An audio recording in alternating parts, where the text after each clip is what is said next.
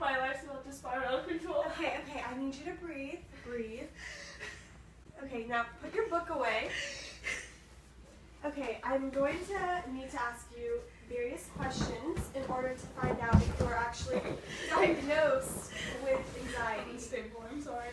Okay, these questions are scaled on a scale of 1 to 5, 5 being the most and 1 being the least. Okay, so breathe. Okay. How often do you experience cold or sweaty hands? 5. 5, okay. How often do you experience trouble falling asleep or Every staying day. asleep? Okay, so 5. How often do you feel anxious in large crowds? Every day. Okay. How often do you feel excessive irrational fear or dread?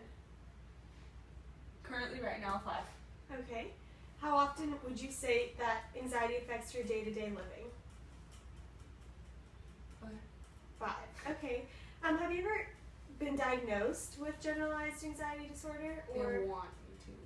Okay. So any other types of disorder like OCD Yes. or panic disorder? Yes. Okay, you have been diagnosed with it Yes. before? Okay. So have you ever had an anxiety attack within the the last 6 months? Which Right is now right I'm now? having. Okay. It seems to me that you scored positive for anxiety. So we'll be prescribing you to medication. Thank you. How are you feeling today? I'm feeling good. Okay, what seems to be the problem for your visit today? My mom just thinks that I'm too lazy.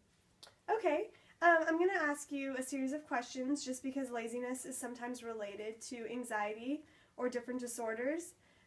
If you could just tell me from 1 to 5 how you feel about these questions that I'm about to ask you, 5 being the most and 1 being the least, that'd be awesome. Can you do that for me today? Yeah. Okay, so the first question is, how often do you experience cold or sweaty hands? 1 being the least again and 5 being the most. 1. Okay, how often do you experience trouble falling asleep or staying asleep? 1. Okay, how often do you feel anxious in large crowds? 1. How often do you feel excessive irrational fear or dread? 1. How often would you say that anxiety affects your day-to-day living? 1. Okay, have you ever been diagnosed with generalized anxiety disorder or OCD or panic disorder, a phobia? No. Okay, have you ever had an anxiety attack within the last 6 months? No. Okay, well it seems to me that you're clear for not having any anxiety, so maybe your In problems the are beginning, related. we reviewed our research hypothesis. We hypothesized that females have a higher prevalence to anxiety than males do. As you can see in our video, the female expressed a higher prevalence to anxiety than the male did when using our survey instrument that we made. Each of the students in our group surveyed 11 females and 11 males out of the United States who currently reside in the United States.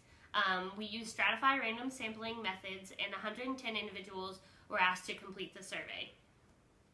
We tested gender versus anxiety symptoms, and then we also tested, for the second and third part, the yes or no questions that were compared to gender. The second was gender versus whether or not a person had been diagnosed with an anxiety disorder before. The third was gender versus whether or not they had had a panic attack within the last 6 months. For our conclusion, for our multiple tests, we first ran gender versus anxiety symptoms, and we got a p-value of 0.00647. This means that we rejected our null hypothesis, which means we failed to reject our research hypothesis, that females have a higher prevalence rate of anxiety than males. For our other tests, for gender versus whether or not a person has suffered from an anxiety attack in the last 6 months, we've gotten a p-value of 0.1837. This means that we fail to reject the null hypothesis, and thus we reject our research hypothesis. For gender versus whether or not a person has been diagnosed with anxiety, we got a p-value of 0.03087. This means that we reject our null hypothesis, and so we fail to reject the research hypothesis. 2 out of the 3 tests support our hypothesis that females have a higher prevalence of anxiety than males. The 2 hypotheses that were supported were the anxiety is more prevalent in females than males, and that females are more commonly diagnosed with anxiety disorders than males are. This supports our research hypothesis, and so in the end we conclude that we have sufficient evidence to say that our hypothesis was supported.